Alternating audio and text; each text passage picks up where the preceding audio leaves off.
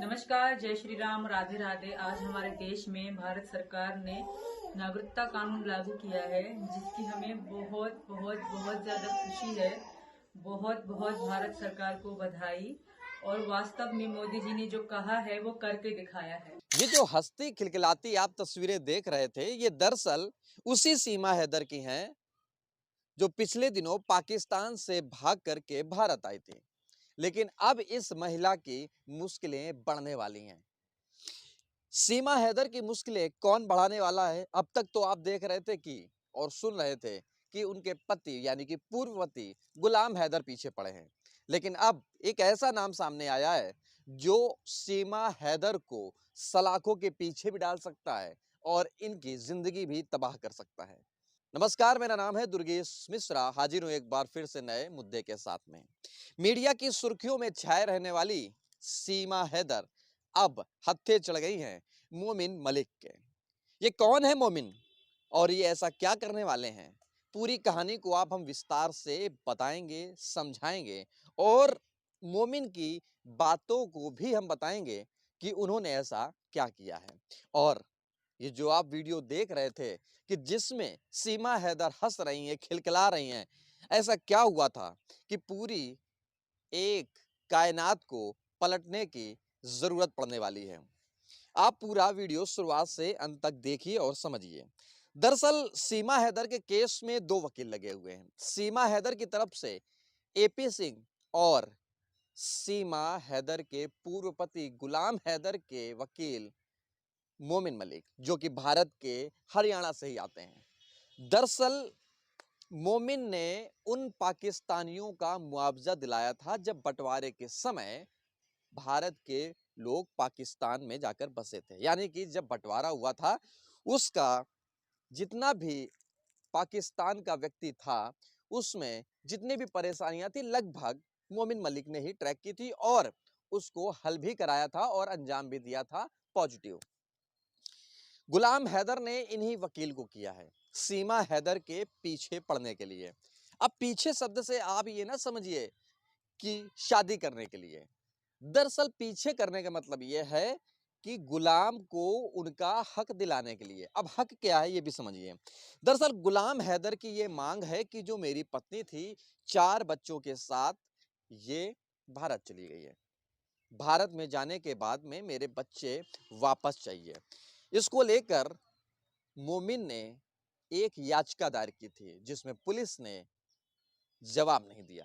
लेकिन अब जब याचिका फिर से एक बार कोर्ट में पहुंची है, सूरजपुर कोर्ट में, तो कोर्ट ने, उनके वकील ने या उनके जज ने पुलिस के लिए आदेश दिया है कि 18 अप्रैल के पहले हमको लिखित में पूरी जानकारी चाहिए। यानी कि अब सीमा हैदर को वो बात बतानी पड़ेगी, समझानी पड़ेगी और अपने पक्ष में कुछ ऐसी चीजों को रखना पड़ेगा कि जिससे ये साबित हो सके कि वो बच्चे भारत में रहेंगे। लेकिन ऐसा वर्तमान की स्थिति से देखा जाए तो हैदर अब सीधे तौर पर आगे खड़े हुए हैं, यानी कि जीत की ओर खड़े हुए हैं। जरा ये मोमिन की बातें सुनिए। दोस्तों, आज सबसे बड़ी कामयाबी हमें मिली है। आज हमने जो 156(3) के तहत ऑनरेबल कोर्ट में याचिका लगाई थी, क्योंकि हमने एक कंप्लेंट थाना जेवर में दी थी और कमिश्नर ऑफ पुलिस को, डीएम साहब को कंप्लेंट दी थी, पर उस पर कोई कार्रवाई ना हुई थी। तो हमने आगे का कदम बढ़ाते हुए 156(3) सीआरपीसी के तहत हमने ऑनरेबल कोर्ट में मुकदमा दर्ज करने के लिए कंप्लेंट दी थी आज।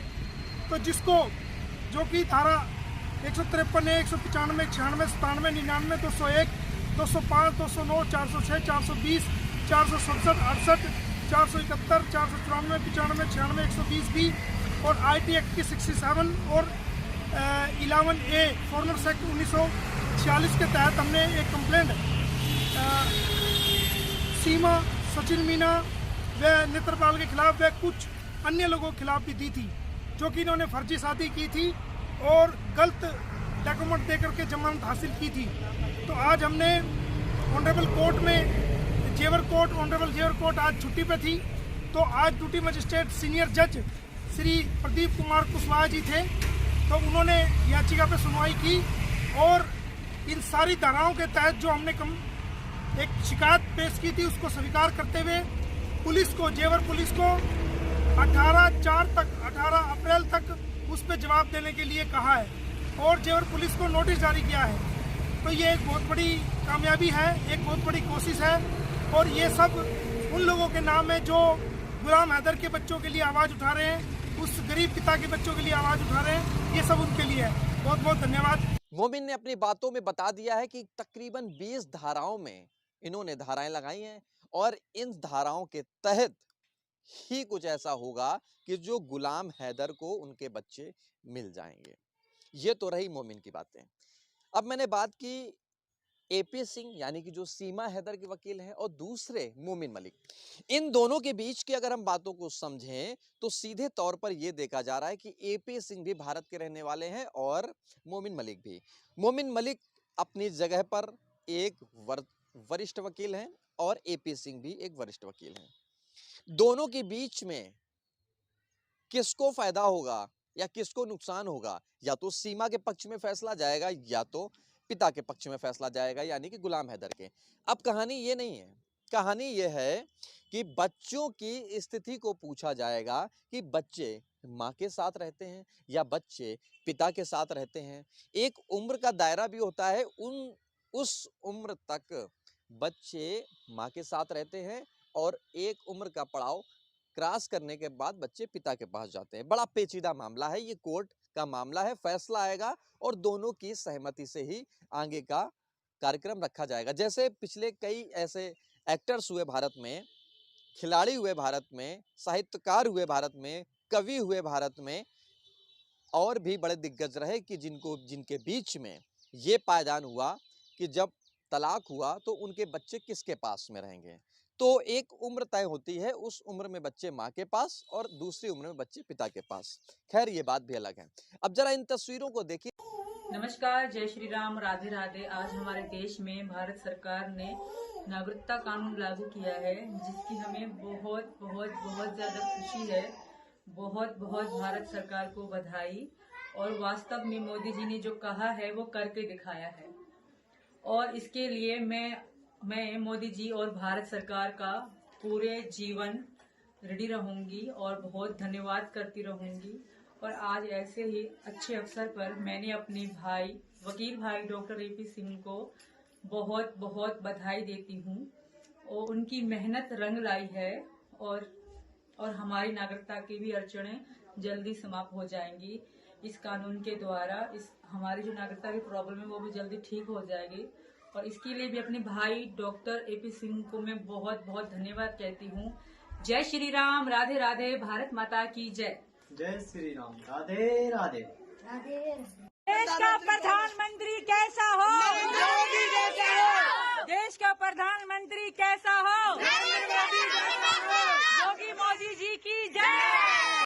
भारत में कानून आ रहा है, कानून आने के बाद में ये खुशियां सीमा हैदर की तरफ से हैं या कहूं कि सीमा मीणा की तरफ से, क्योंकि अब हैदर को तो छोड़ चुकी हैं, अब तो सचिन मीणा की पत्नी हैं। दरअसल एक बात और है, मुश्किलें जो बढ़ने वाली हैं वो सचिन, सीमा और नेत्रपाल। नेत्रपाल कौन है? सीमा के ससुर हैं वर्तमान में। इन तीनों के खिलाफ याचिका दायर की थी। लेकिन अब हम बात कर रहे थे खुशियों की। ये खुशी तब की है जब एक नागरिक संहिता कानून भारत में लागू होने वाला है, उसको लेकर खुशी है। मोदी जी के जय जयकार रहे, नए नारे लगाए जा रहे हैं, योगी जी के नारे लगाए जा रहे हैं। तो क्या ये देखा जाए कि सीमा हैदर ने ये मान लिया है कि भारत में अगर रहना है तो योगी मोदी का गुणगान करना जरूरी है। दरअसल अब आप ये सोच रहे होंगे कि मोदी का तो चलो ठीक है, लेकिन योगी का क्यों किया जा रहा है? तो जमा समझिए आप, भारत के प्रधानमंत्री हैं नरेंद्र मोदी और वर्तमान में सीमा हैदर यानी कि सीमा मीणा जहां पर हैं, उस क्षेत्र के या उस प्रदेश के मुख्यमंत्री हैं योगी आदित्यनाथ। दोनों की तस्वीरें लगाई हुई हैं, आप तस्वीर में देखिए। रसगुल्ले बांटे जा रहे हैं, पटाखे छुटाए जा रहे हैं। ये सारी उस चीजों को गवाही देती हैं कि ये तस्वीरें प्रधानमंत्री तक जाएं और ये बात साबित हो सके कि जो पाकिस्तान से लड़की आई थी या यूं कहें कि जो औरतें थी वो अब पूरी तरीके से हिंदुस्तानी बन चुकी है, इसमें कोई भी संदेह न रह जाए। ये बड़ी पेचीदा बातें हैं, सबको कहने में हिचक होती है, समझने में नासमझ भी दिखाई देती है, लेकिन वास्तविकता यही है कि तस्वीरों के साथ जयकारे लगाना, मिठाई बांटना और पटाखे छुड़ाना और नागरिक संहिता कानून का स्वागत करना, हालांकि पूरा देश लगभग स्वागत कर रहा है, लेकिन सीमा की तरफ से जो प्लांटेड वीडियो तैयार किया गया, इसमें ये तय किया जाता है कि कहीं ना कहीं ये मानसिकता जरूर रही होगी कि हम अब भारत के हो गए हैं और भारत के गुणगान कर रहे हैं। हालांकि पहले भी ऐसी कई तस्वीरें रही हैं जिसमें कई त्योहारों को मनाया गया भारत के, चाहे वो नवरात्र हो, चाहे वो होली हो या अन्य त्योहार हो। सचिन मीणा साथ में खड़े हैं, वो राधे राधे का नाम ले रहे हैं, जो आपने वीडियो में भी सुना था। अब समझना ये रहेगा कि आने वाले समय में जो 18 अप्रैल 2024 की तारीख होगी, उसमें पुलिस क्या कार्यवाही दिखाएगी और आने वाले समय में सीमा मीणा के बच्चे या यूं कहें कि गुलाम हैदर के बच्चे किसके पास में रहेंगे, किसके पक्ष में रहेंगे, क्या सीमा हैदर जेल जाएंगे, इन सारे फैसलों का जवाब कोर्ट ही तय करेगा। इस वीडियो में इतना ही। अगर आपको वीडियो पसंद आया हो, जानकारी मिल पाई हो, तो वीडियो को लाइक कमेंट शेयर करें और हमारे चैनल को नहीं सब्सक्राइब किया तो सब्सक्राइब कर बेल आइकन पर क्लिक जरूर करें। नमस्कार।